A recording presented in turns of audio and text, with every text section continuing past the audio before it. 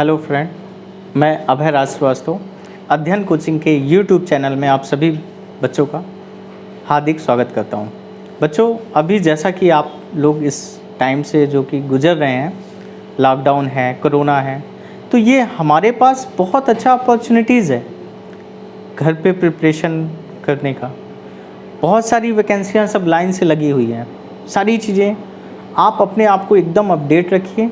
आप ये मत सोचिए कि वैकेंसियाँ नहीं आएगी।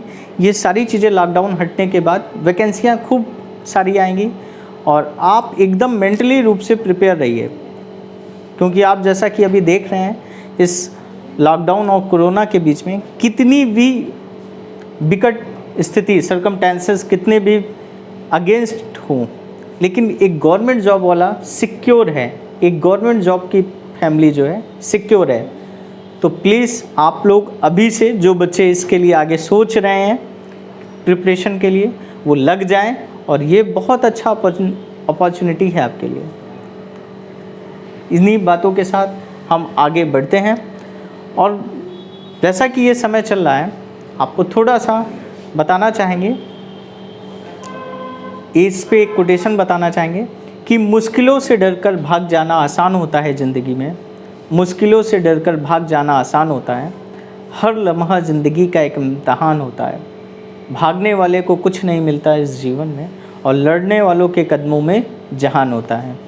तो आपको स्ट्रगल करना है, आपको फाइट करना है और आप अपने आप को, अपनी फैमिली को एटलीस्ट सिक्योर कीजिए। और सिक्योर किससे है? आप देख लीजिए इस समय जहाँ पे सभी चीज़ें एकदम से बंद है, इस लॉकडाउन की स्थिति में सारी चीज़ें एकदम से बंद है, सब कुछ एकदम तहस नहस हो चुका है, लेकिन एक गवर्नमेंट जॉब वाला सिक्योर है, उसके पीछे उसकी जो भी फैमिली है वो सिक्योर है। तो आप लोग भी पूरे कंसंट्रेशन के साथ, पूरी डेडिकेशन के साथ मेहनत कीजिए और आगे बढ़िए और एक दिन आप भी एक गवर्नमेंट सर्वेंट होंगे। तो इसलिए आप अपने घर पे ही पढ़ाई कीजिए, बने रहिए कोचिंग से, अध्ययन कोचिंग से, और डेडिकेशन के साथ मेहनत कीजिए। जैसा कि आप लोगों को पता है कि हम रीजनिंग पढ़ाते हैं। आते हैं रीजनिंग। रीजनिंग आपके 3 पार्ट में डिवाइड हुआ है। रीजनिंग पहला होता है बेसिक, दूसरा होता है एनालिटिकल, तीसरा होता है प्यारे बच्चों लॉजिकल। कोई भी कॉम्पिटिटिव एग्जामिनेशन हो, 70% आपके बेसिक से आता है, बाकी 30% एनालिटिकल और लॉजिकल से। इस समय जितनी भी वैकेंसियां आ रही हैं उसमें एनालिटिकल और लॉजिकल। अच्छा, एनालिटिकल अगर आप बैंकिंग के व्यू से प्रिपरेशन कर रहे हैं तो वहाँ पे एनालिटिकल आपका मोस्ट इम्पॉर्टेंट है। चलिए आगे बढ़ते हैं। आज हम लोग, जैसा कि रीजनिंग का एक पार्ट है, बेसिक का एक पार्ट है डायरेक्शन, उस पर डिस्कस करते हैं। डायरेक्शन,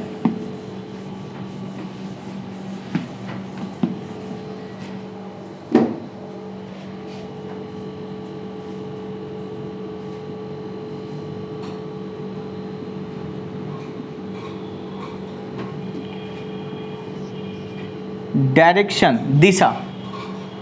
डायरेक्शन दिशा आपकी 4 प्रकार की होती है मुख्यतः, या मेन आपके 4 डायरेक्शन होते हैं: east, west, north and south, पूरब, पश्चिम, उत्तर और दक्षिण। चलिए इसको डिस्क्राइब करते हैं। ये है आपका ईस्ट यानी पूर्व। ईस्ट इधर हो गया तो इसके अपोजिट में वेस्ट, वेस्ट आपका यानी पश्चिम। नॉर्थ यानी उत्तर और साउथ यानी दक्षिण। यही आपकी मेनली मुख्यतः 4 दिशाएं: ईस्ट, वेस्ट, नॉर्थ और साउथ। 4 तो मेन दिशाएं होती हैं और 4 इसकी उप दिशाएं होती हैं। जनरली लोगों से पूछो कि दिशाएं कितने प्रकार की होती हैं तो कहते हैं 4, जबकि 4 आपकी गलत होती है। वैसे मानी तो गई है 10 दिशाएं। 10 कौन कौन सी? 4 मेन होती है और 4 इसकी उप दिशाएं, यानी 8 हो गई। और एक दिशा ऊपर होती है, एक दिशा नीचे होती है। लेकिन हम लोग 8 दिशाओं के बारे में पढ़ते हैं। चलिए, ये 4 हमारी मेन दिशाएं हो गई। अब 4 इसकी सब डायरेक्शन या उप दिशाएं जिसको हिंदी में बोलते हैं।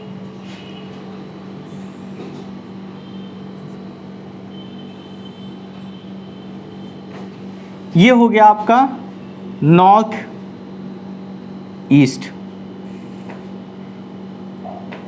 यानी उत्तर पूर्व। ये है आपका नॉर्थ वेस्ट,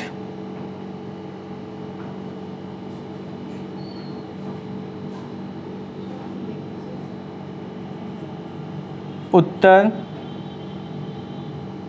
पश्चिम। ये है आपका साउथ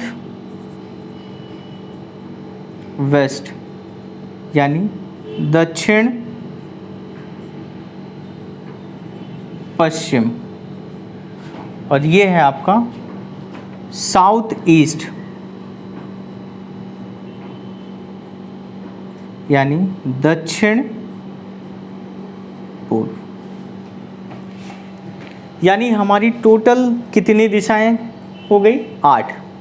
यही हम जनरली कहते हैं कि 8 दिशाएं होती हैं। इन्हीं 8 दिशाओं के बारे में हम लोग पढ़ते हैं। और 10वीं दिशा हमने क्यों बोला? एक दिशा आपकी ऊपर होती है और एक दिशा नीचे होती है। चलिए, आजकल जितने भी कॉम्पिटिटिव एग्जामिनेशन में क्वेश्चन आपसे रेस किए जा रहे हैं, सिर्फ दिशाओं के माध्यम से नहीं, आजकल एंगल बेस पे। अब जैसा कि हम जानते हैं कि कोई भी एक सर्किल हो, वो कितने डिग्री का होता है? 360 डिग्री।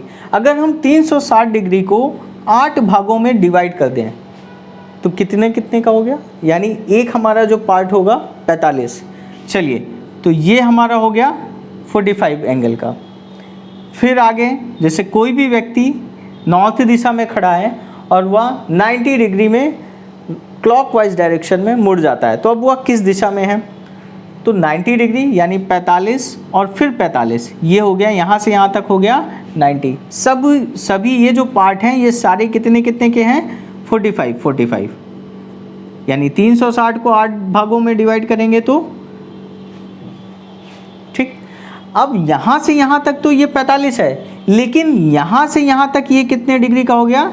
ये हो गया 90। फिर यहाँ से यहाँ तक कितने डिग्री का हो गया? 135 डिग्री। आगे इसी क्रम में और बढ़ते हैं। फिर यहाँ से यहाँ तक कितना हो गया? 180। क्वेश्चन कभी कदार यहाँ पे आपसे रेस किया जाता है कि यदि एक जहाज है, उत्तर की दिशा में उड़ रहा है, 180 डिग्री क्लॉकवाइज डायरेक्शन में घूम जाता है, तो बताइए अब वह किस दिशा में है? तो जब 180 डिग्री क्लॉकवाइज, अभी हम क्लॉकवाइज और एंटी क्लॉकवाइज के बारे में भी डिस्कस करते हैं, तो क्लॉकवाइज 180 डिग्री, अब हमें एंगल भी पता होना चाहिए कि 180 डिग्री मुड़ेगा तो किस डायरेक्शन में जाएगा। यानी 180 डिग्री जब वो मुड़ेगा क्लॉकवाइज तो दक्षिण दिशा में, तो 180 इधर हो गया। फिर यहाँ से यहाँ तक और आगे बढ़ेंगे तो ये कितना हो गया? 225 डिग्री। और आगे देखते हैं इसी क्रम में। फिर यहाँ से यहाँ तक आगे बढ़ेंगे तो कितना हो गया? 270 डिग्री। और फिर यहाँ से यहाँ तक अगर टर्न होगा तो यहाँ तक पहुँचेगा तो 315 डिग्री। और फिर यहाँ से यहाँ तक 360।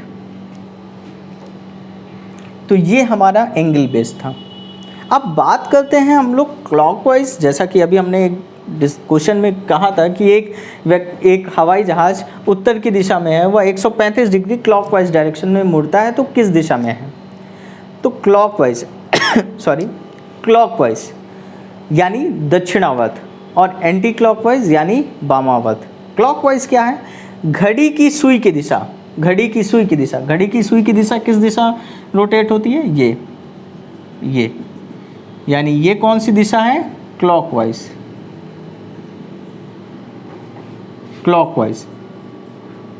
क्लॉकवाइज यानी हिंदी में बात करें दक्षिणावर्त। ये हो गया क्लॉकवाइज। अच्छा, घड़ी की सुई की अपोजिट दिशा को एंटी क्लॉकवाइज, घड़ी की सुई की अपोजिट दिशा को एंटी क्लॉकवाइज, यानी ये हो गया वामावर्त, एंटी क्लॉकवाइज यानी वामावर्त। अब जो भी बच्चा फर्स्ट टाइम डायरेक्शन की क्लास जो है, अगर ये सारी चीज़ें आपको पता चल गई तो आपके लिए कोई भी प्रश्न बहुत टफ नहीं है, क्योंकि स्टार्टिंग की ही क्लास इसकी 90% मेनली होती है। बच्चे बहुत ज़्यादा यहाँ पे कंफ्यूज होते हैं कि यदि कोई भी व्यक्ति उत्तर की दिशा में जा रहा है तो उसका दायां और बायां किधर होगा, यानी राइट और लेफ्ट किधर होगा। चलिए आइए उसको भी हम लोग डिस्क्राइब करते हैं, देखते हैं, आगे समझते हैं। इसको मिटाना होगा। चलिए,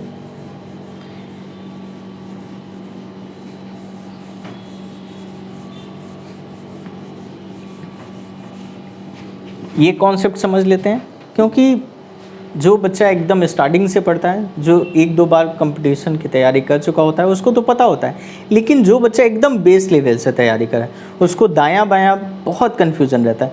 आइए हम लोग इसको डिस्कस करते हैं। यदि कोई भी व्यक्ति उत्तर की दिशा में जा रहा है, उत्तर की दिशा में जा रहा है, तो उसका दायां यानी राइट, दायां हमेशा इस साइड होगा। हमारे हाथ को देखिए, उसका दायां राइट इस साइड होगा और बायां लेफ्ट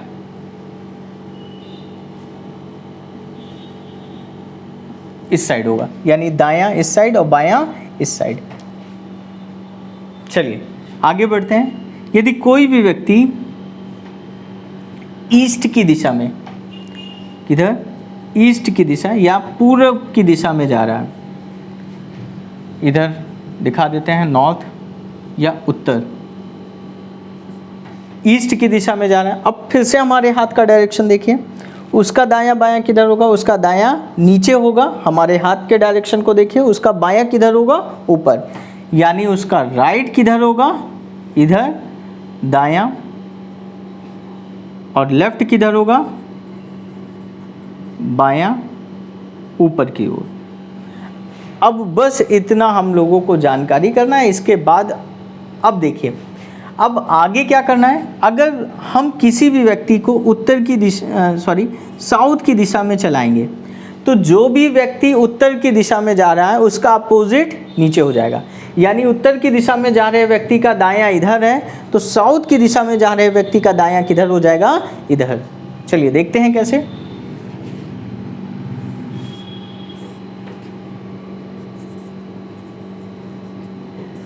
दायां और इधर लेफ्ट, बायां, साउथ, दक्षिण। और सेम यही कॉन्सेप्ट आपका प्यारे बच्चों ईस्ट की दिशा में जा रहे व्यक्ति का अपोजिट वेस्ट में जा रहे व्यक्ति का हो जाता है। यानी ईस्ट की दिशा में जा रहा था तो उसका दायां इधर था, अब क्या हो जाएगा, जब वो वेस्ट में जाएगा तो उसका दायां ऊपर की ओर हो जाएगा। यानी ये देखिए वेस्ट,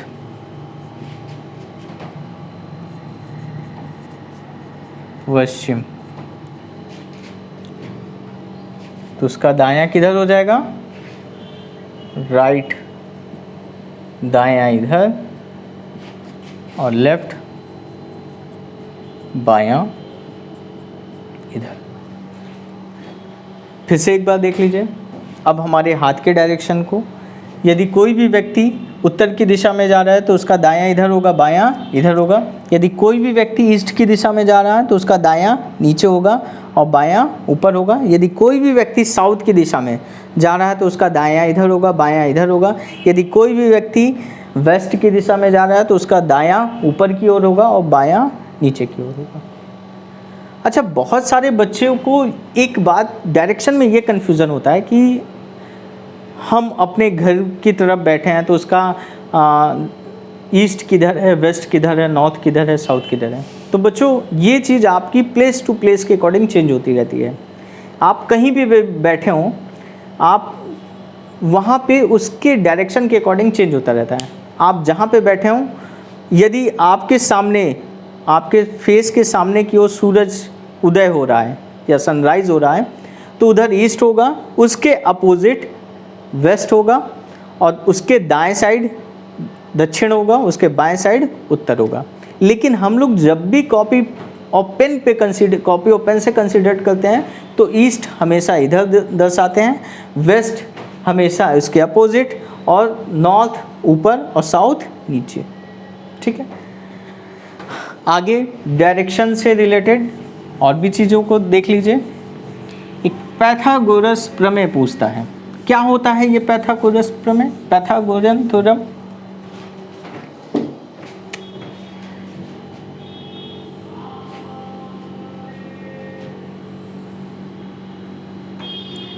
ये यानी ये क्या हो गया, कर्ण हो गया हाइपोटेनियस, ये क्या हो गया आधार जिसको हम लोग बेस बोलते हैं, और ये क्या हो गया लंब, परपेंडिकुलर लंब।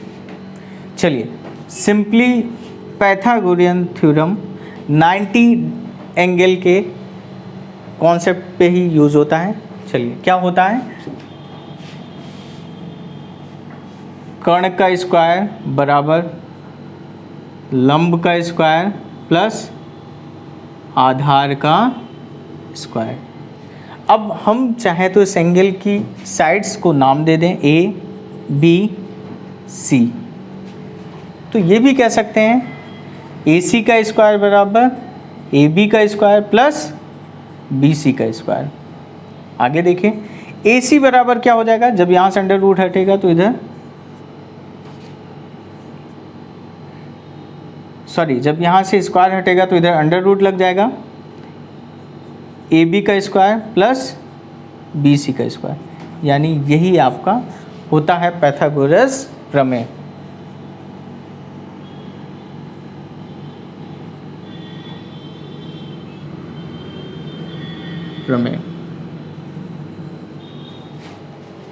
अगर यहाँ तक आप लोगों ने डायरेक्शन की क्लास को अच्छे से समझ लिया है तो समझ लीजिए 80% प्रॉब्लम आपकी रिजॉल्व हो जाएगी। अब आगे इसी पे डिफरेंट टाइप से क्वेश्चन है, उस क्वेश्चन को हम लोग आगे की क्लास में समझेंगे। ओके बच्चों, थैंक यू सो मच।